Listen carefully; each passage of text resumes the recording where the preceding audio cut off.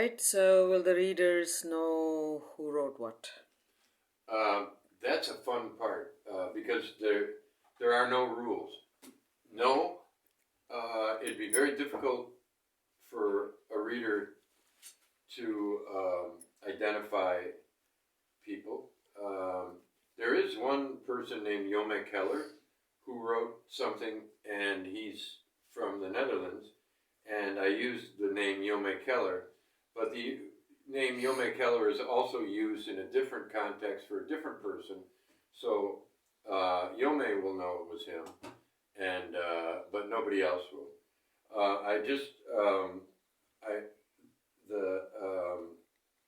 the latest person to communicate with me who put this up, someone named Ryan Alexander,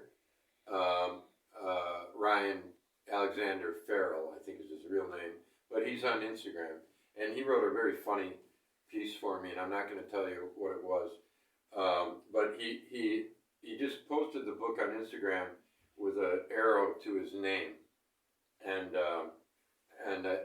I was thinking about that, and I was thinking, I wonder if Ryan will tell people, hey, I wrote that.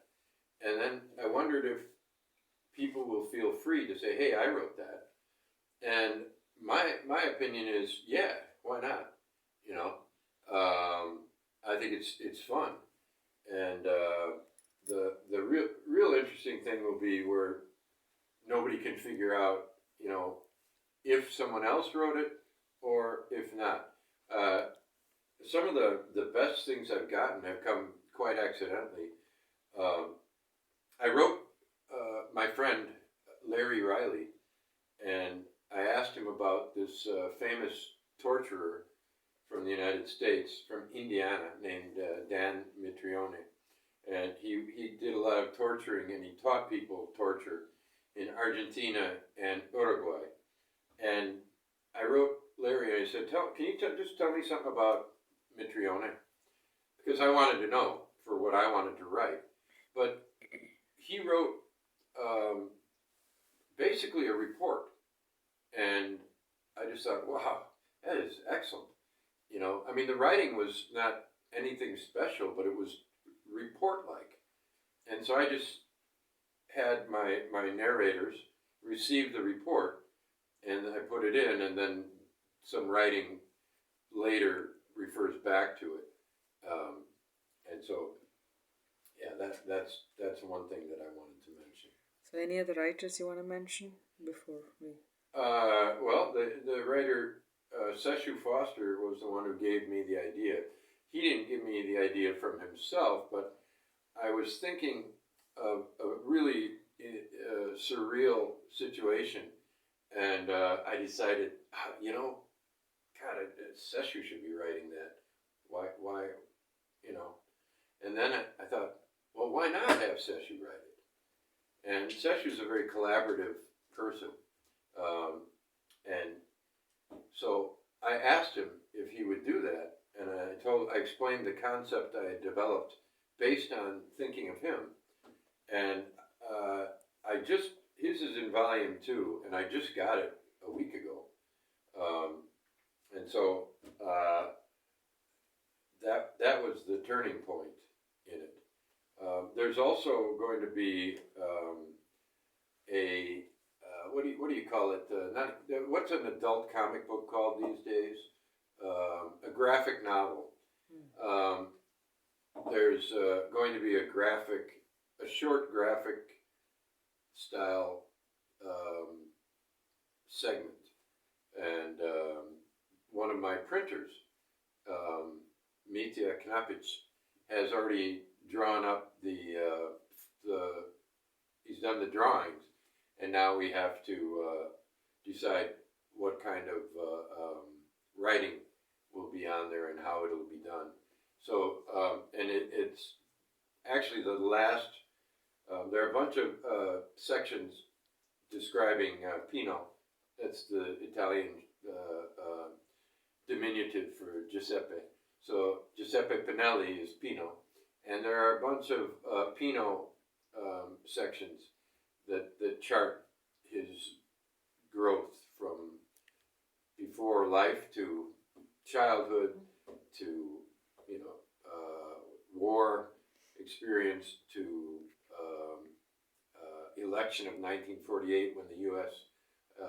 Helped defeat the communists with millions of dollars and so on, and then getting beaten and thrown in jail, meeting his wife, and the last one is the day of his death, and that's going to be presented. It's a graphic thing, so it'll be presented in as a graphic novel. Okay.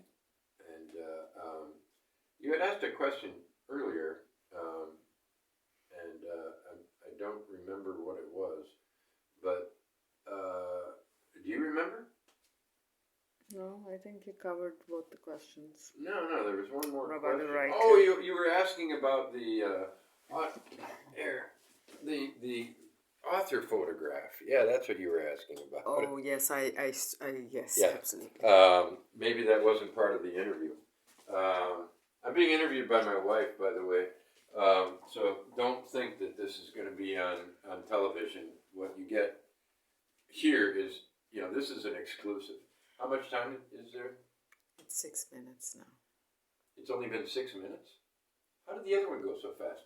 Well, the maniacs in Buffalo who are writing this book called America and the Cult of the Cactus Boots, they've made a series of fun videos.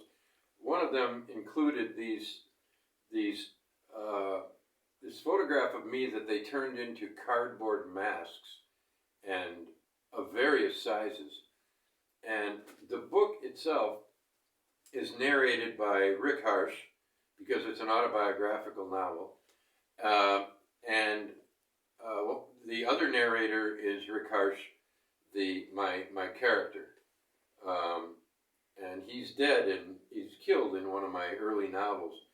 But I resuscitated him for this one, and he also was writing another one that's included in here. So a lot of this is about what autobiography is, who the author is, and so on.